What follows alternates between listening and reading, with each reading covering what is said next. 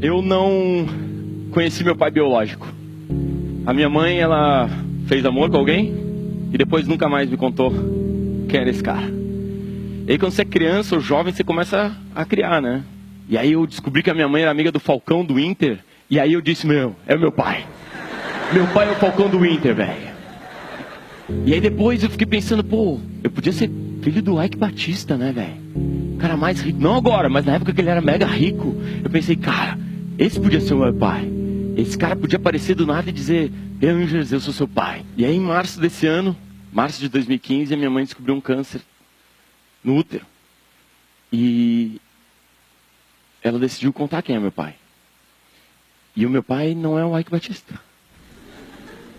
O meu pai é só um cara, meu. É só um cara. Um cara com quem ela se relacionou, engravidou, e eu nasci. E essa é a história mais comum do mundo, velho. Crianças nascendo sem os pais. E a minha mãe foi meu pai. E isso é uma lástima. Porque ela me criou super bem. Mas é uma lástima para uma mulher assumir todas as responsabilidades de ser pai, mãe e vó. E é uma lástima para a criança, porque a criança cresce mais insegura. E acho que por algum tempo eu fui meio agressivo no que eu falava ou fazia, porque justamente eu sentia essa insegurança. E por último é uma lástima pro pai, velho. Porque ele não sabe o que ele perdeu. Ele não sabe o que ele perde.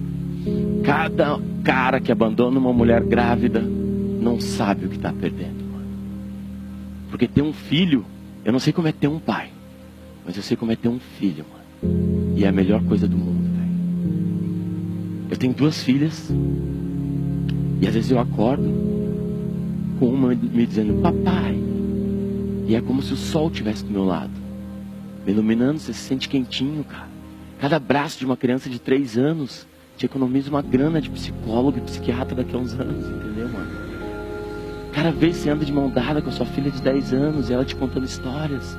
Você se sente a pessoa mais sortuda do mundo, cara. É isso que esses caras que abandonam mulheres grávidas perdem. Uma série de histórias, cara. E uma série de momentos emocionantes, divertidos, interessantes. Porque eu comecei a notar essas histórias desde o primeiro dia que a minha primeira filha nasceu, lá em 2005. As pessoas falavam, é amor à primeira vista, é um momento mágico. Não é, mano. É tipo Alien. É um bebê saindo da barriga da sua mulher, a sua mulher toda estupiada, aquele bebê cheio de sangue. É assustador. Na primeira noite a minha mulher estava dando de mamar de um lado, dando de mamar de outro, dando de mamar de um lado, dando de mamar de outro. Ela não aguentou mais, dormiu, e aí era comigo. E eu chamei a enfermeira e disse assim, pelo amor de Deus, alguém me ajuda. E a enfermeira disse, não, velho, agora é com você. E eu comecei a escrever sobre isso. Mano, eu não achei romântico. E da primeira vez que as minhas filhas começaram a falar e contar histórias, a minha filha aos 5 anos disse que queria casar. Eu falei, por que você quer casar tão cedo? Ela disse, porque eu também quero mandar em alguém. E aí minha segunda filha nasceu e ela é completamente o contrário disso. A primeira é super cerebral, a segunda é super festiva. Ela acredita em tudo, fada, coelho, Papai Noel, ela acredita em lobo mau. Às vezes eu digo pra ela, eu sou o lobo mau, ela... Ah! E eu digo, não, eu sou teu pai. Dela, ai que bom, pai, o lobo mau estava aqui agora há pouco, né? E essas histórias eu fui escrevendo, porque é incrível ser pai. E esses textos foram para a internet e passaram a alcançar mais de 1 milhão de pessoas toda semana. E aí a gente transformou isso num livro. Um livro chamado Papai é Pop. E aí a gente lançou esse livro. Eu esperava que fosse vender tipo 300 cópias. E aparentemente o livro encontrou uma audiência desses pais que não abandonaram mulheres grávidas. Esses pais que decidiram ser pais, velho. Decidiram participar da maior missão de um ser humano, que é criar uma outra pessoa, mano. E esses pais leem os livros, se emocionam e compartilham as suas histórias. E esse é o meu pagamento, velho. É isso que alimenta a minha alma hoje.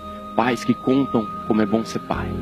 E pais que abandonaram seus filhos e voltam a conversar com os filhos por causa do livro. E mães que criaram os filhos sozinhas e que agora ouvem essas histórias, se identificam com a minha mãe e compartilham e criam uma comunidade de pessoas que se ajudam na paternidade, na maternidade e na criação dessas pessoas incríveis que mudam a nossa vida. E o livro já vendeu mais de 50 mil exemplares Isso gera dinheiro e toda a grana a gente vai devolver para crianças em situação de fragilidade social, né? Para crianças que precisam de grana. As minhas filhas estão bem. Eu tenho meu trabalho, faço minhas histórias, consigo pagar o colégio delas. Esse dinheiro do livro vai voltar para crianças, porque o meu pagamento são as histórias que as pessoas compartilham. As minhas filhas, elas não precisam de grana mais, de mais dinheiro. Eu não preciso mais dinheiro. As minhas filhas e eu, a gente precisa de um mundo mais justo para elas. A gente precisa de um mundo em que as mulheres ganhem as mesmas coisas que os homens. Elas não sejam assediadas. Que a intimidade delas não vaze na internet. A gente precisa de um mundo onde não aconteça com as minhas filhas o que aconteceu com a minha mãe, velho. Que homens simplesmente abandonem mulheres grávidas e digam, te vira. E ontem eu estava falando isso para minha filha. Eu quero um mundo em que você ganha a mesma coisa que os homens, Anitta. E ela me disse, não, pai, eu quero ganhar muito mais. As duas histórias que eu mais ouço nos lançamentos do livro são, primeira, eu também fui mãe solteira, ou a minha mãe me criou sozinha. A história mais comum do Brasil, velho. Uma das histórias mais comuns do mundo. E a segunda história que eu mais ouço é meu pai era incrível. Eu amo meu pai. Muito obrigado.